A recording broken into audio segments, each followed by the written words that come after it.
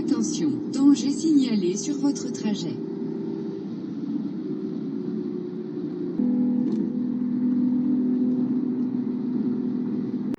This is a 2010 Bugatti Veyron, and it's only $1.9 million. Yes, I said only. It's got 6,061 miles on it, and you can buy it for only $30,000 legally using the stock market. But there's a caveat. Let's continue. But now the value. Remember, you only invested $30,000. That's it. This is where that $30,000 would reach a whopping $999,000. Well, guys, when I was 30 years old, I started investing in the stock market. Now, I invested in the stock market through two different paths. Path one was I would take 10% of my pre-tax money that I was earning from my job, and I would invest it in my company's 401k. My company would then turn around and match my investment up to a certain dollar amount. So that was the first thing I started doing at 30 years old, investing in my company's 401k, pre-tax dollars. The next path I used to invest in the stock market was what I call post-tax dollars. This was money that I had left over after I had paid taxes on my money that I had earned from my job. It was a small amount. I think in my pre-tax investment, I was doing 10%. And at that time, guys, when I was 30 years old, I was probably making, I don't know, $32,000 a year. So I was taking 10% pre-tax to that $32,000 a year, roughly $3,000 a year, and I was putting that every year, consistently putting that into the stock market. And what was I investing that money into? Well, I was investing it into bank stock. At the time, I was working for a national bank.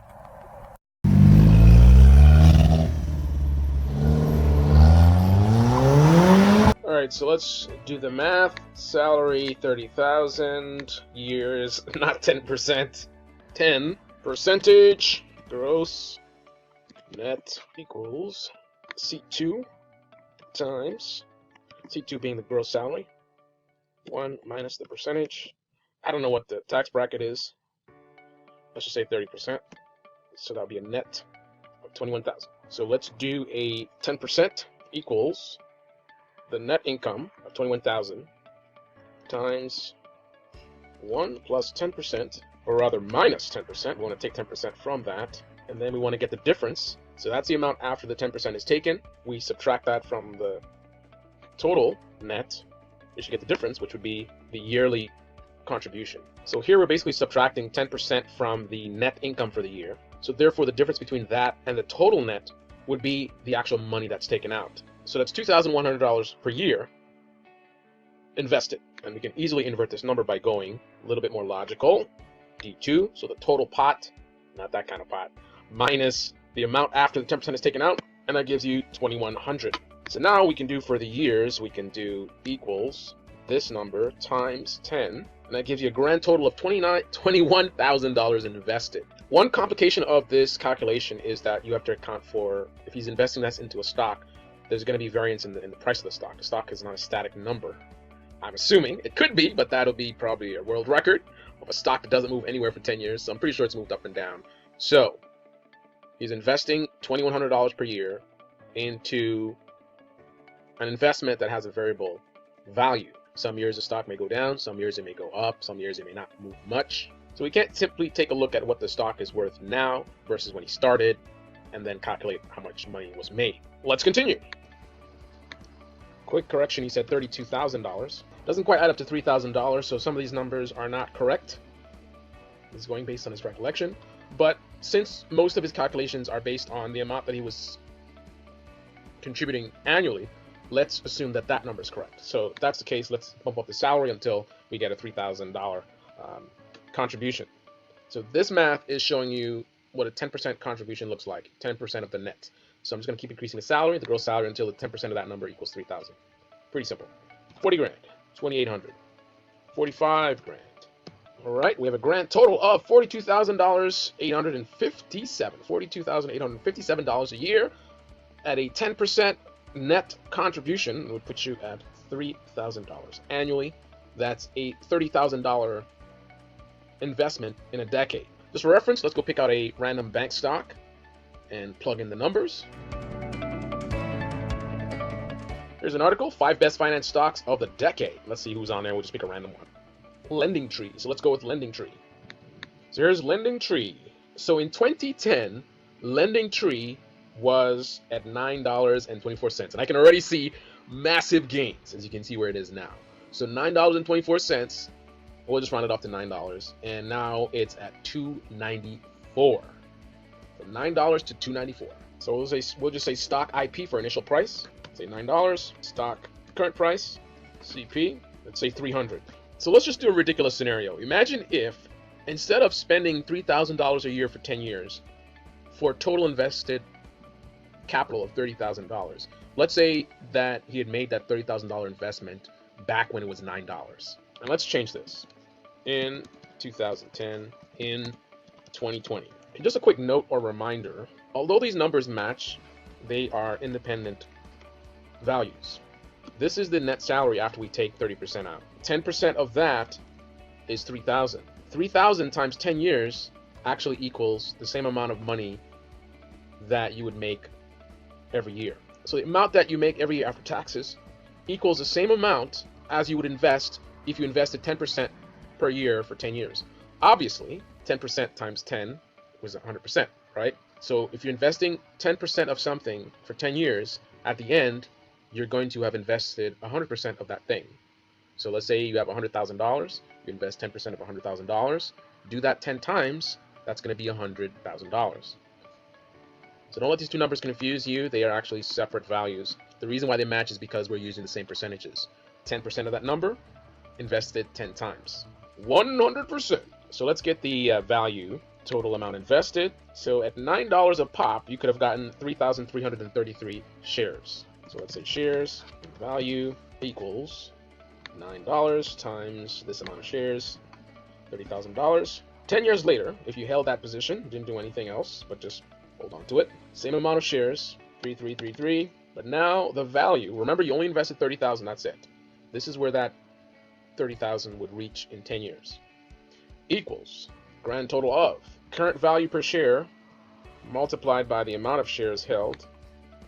Here it comes. A whopping $999,000.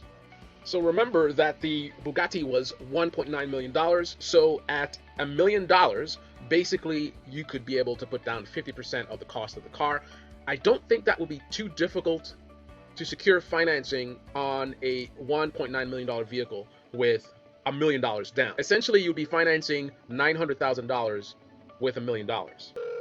Thank you for calling. For quality of service, this call may be recorded. Thank you for calling Lamborghini McLaren. Bugatti, credit score of around, let's say, 670 with $1 million down.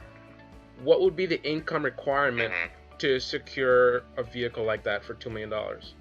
So $1 million down. So basically, you're doing 50% financing, but a really low credit score. Yeah. Has this person ever financed an exotic car before? Like, what's the highest dollar amount of car credits they've had? Let's say a $90,000 vehicle is the highest they've done in the past. Yeah. So that's going to be your problem. Is a lot of the banks today, there's steps to take. So usually a typical buyer with a scenario that you just gave me on a $2 million car, they're going to have worked their way up and at least previously bought, let's say, $1 million car, and prior to that, maybe a $500,000 car.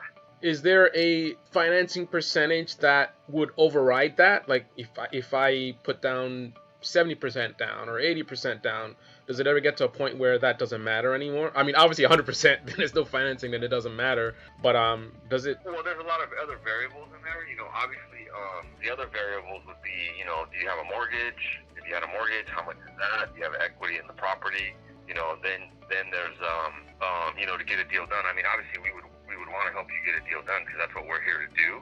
But the bank's the one that's loaning you the money, and these are just kind of what we're seeing in the market today. You know, like that kind of deal, maybe I would say maybe 3 to 5 years ago, you might be able to get done, you know, because you have so much equity in the car.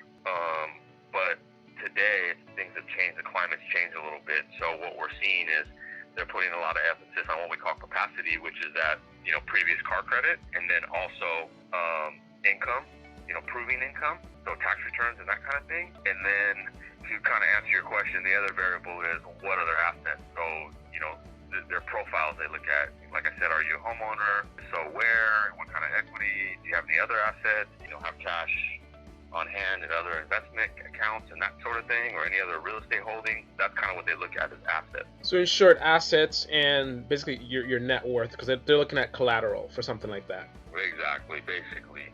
But they just try to paint a picture of a buyer, and like I said, they have an idea of what a typical buyer looks like that's looking to buy that much car, that kind of car.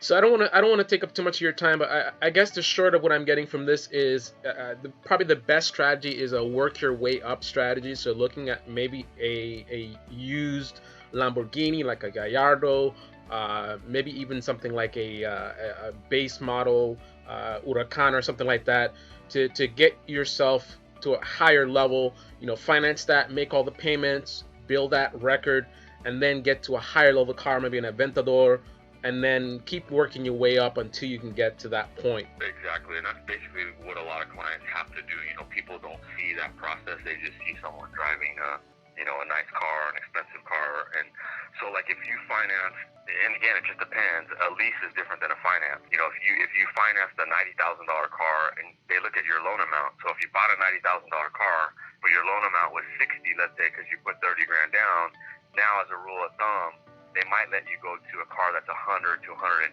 on your next purchase, assuming that you've made all the payments on time on the $90,000 car. They go by loan amount, like how much credit have you managed, and then you go to the $120,000 car, maybe you go to a $150,000 car, but they're always going to look at the loan amount, what they've lent you in the past, and that's what they base everything on.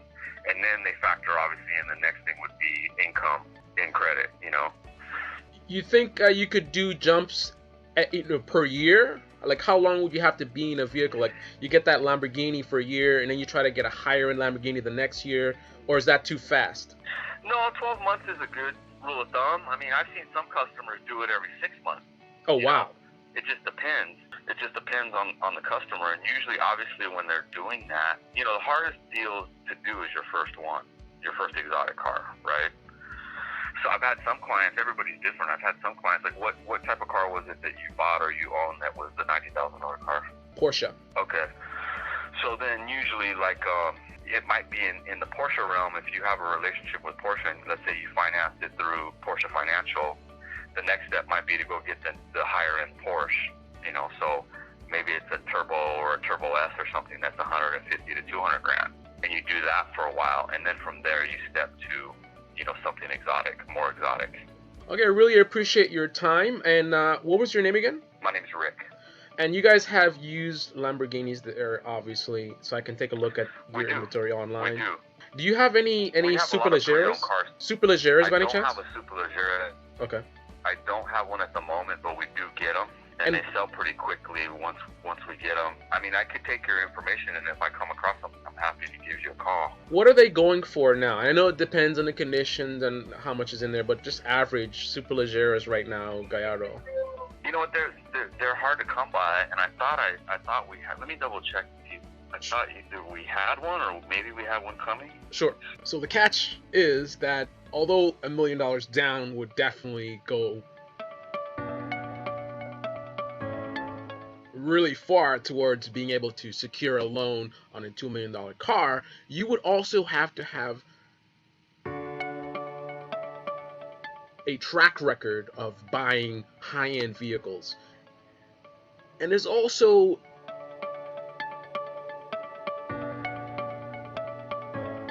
having appropriate assets which could be used as collateral as well.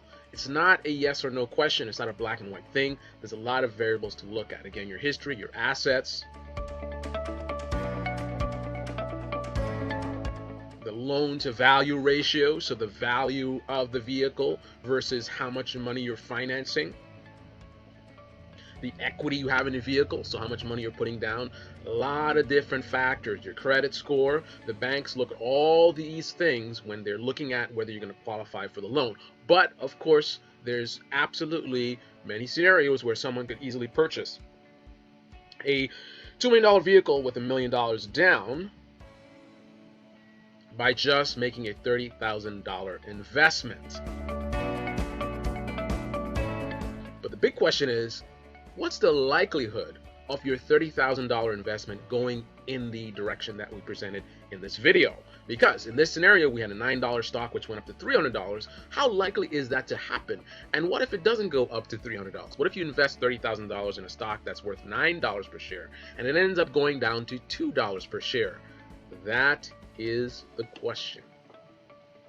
Odds are you could, in theory, be able to purchase a Bugatti Veyron using a $30,000 investment. You invested $30,000, you turn that into $1 million, you take that $1 million, use it as a down payment on the vehicle, and there you go. You are now the owner of a near $2 million vehicle with only a $30,000 investment. Out of pocket, $30,000. That's pretty amazing. But, as always, there's a catch. So let's do a profit, because remember you invested $30,000 of your own money. So not all of that $1 million basically is what you gained.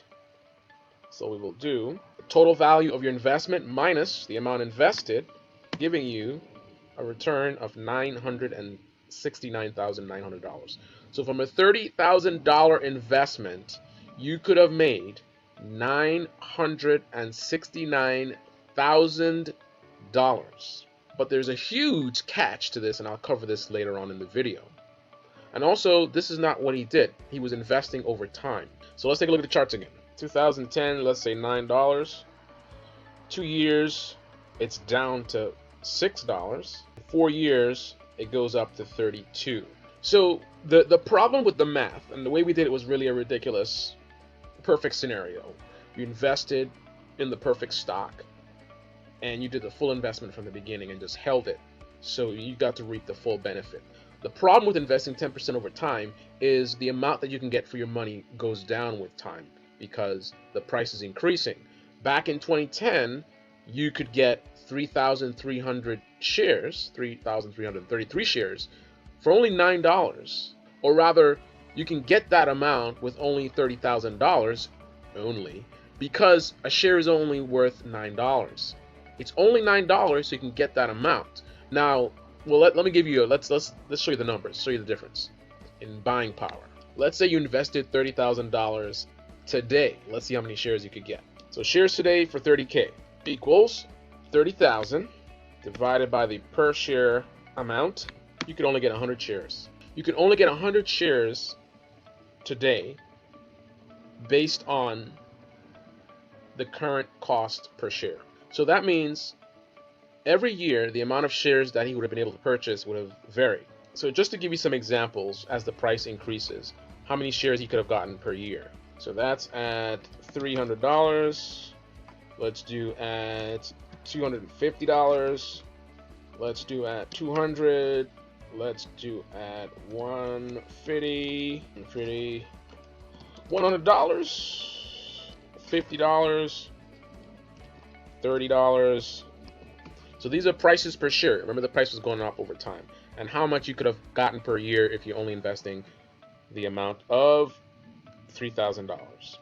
So equals 3,000 equals 3,000 divided by 250. That's 12 shares for that year. And don't let this confuse you.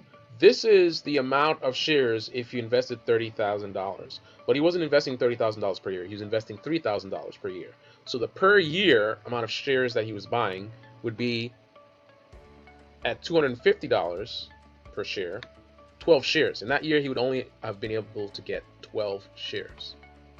And if we continue this math going down the line, ridiculous decimal place out of there. Let's lock in these values so they don't change. It's always going to be 3,000 per year. Same thing here. Okay. So now those values will not change as we autofill. And there we have it. 12 shares at 250, 15 shares at 200, 20 shares at 150. This is the amount of shares per year. 30 shares at 100, 60 shares at 50, and 100 shares at 30. So the stock price didn't really start to jump until 2017. So from $9 to $100, let's do a rough average of, let's say somewhere in the midpoint. Let's say he paid the price was an average of $47 in the first 10 years. That would mean on average he would have gotten 60 shares per year. So 60 times, let's say 7 for most of the years. So 420 shares is how much he would have most likely been able to get. So rough estimate within a 10-year period of time, $3,000 per year invested. Probably, let's just say he would have accumulated, let's round up to 1,000 shares. So if that were the case, instead of the $1 million, it would now be $300,000 and a profit of $270,000. Tune in next week for a more detailed look at this scenario. What I'm going to do is I'm going to break down some other details that I didn't cover in this episode. Like, for example, we didn't even talk about taxes. So you got to think about the taxes that are going to be involved in this. You're not going to be able to just invest $30,000, turn it into $1 million, and Uncle Sam's not going to get any. Don't think so. Also, what's going to happen from year to year as your buying power declines? When you started, if it was $9 per share and it kept increasing, 10, 20, 30, 50, $100. So I'm going to actually go and look at the data, and we're going to put together a chart that's going to actually show you a more detailed and much more accurate sort of outcome or potential of this kind of strategy. And also, I'm going to give you a very important warning about why you shouldn't actually do this. Just because you can do something doesn't mean it's a good idea. And this is absolutely a horrible idea. Short story, never put all your eggs in one basket.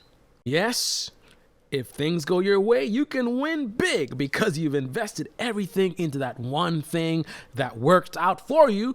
But this is a kind of elaborate, far more feasible lottery ticket. Much better than a lottery ticket in terms of the odds, but it's still a huge gamble and therefore a very bad idea. However, the fact that this is even possible, I think is educational and important for you guys to understand, because with that knowledge, you can perhaps apply this to a strategy that makes more sense. But I'll explain more about that in part 2. So hit that like button, subscribe, smash that bell, and keep on making that money.